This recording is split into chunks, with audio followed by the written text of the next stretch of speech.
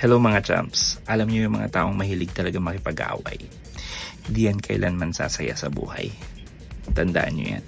Kaya tayo na gusto nating gumanda yung buhay natin, huwag nating piliin na mag-engage sa mga palaway na tao.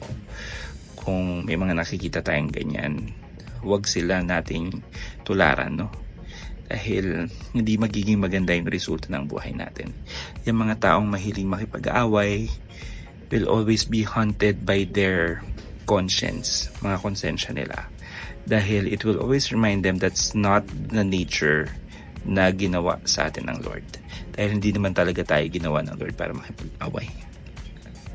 We are created to have harmonious relationship.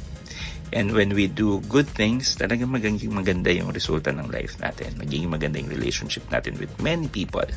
But kapag palaaway tayo, di ba? We can definitely see disaster in our life. And hindi magandang tulog ng mga ganyan. Kaya huwag tayong mag-engage sa mga away dahil hindi makakatulong para sa'yo sa kahit anong aspeto ng buhay mo. Hindi makakatulong sa pag-unlad mo. But instead, it will ruin the great life that God have promised to every one of us. So let us remain to be good and let's not engage dyan sa mga walang katorya-toryang away. God bless you.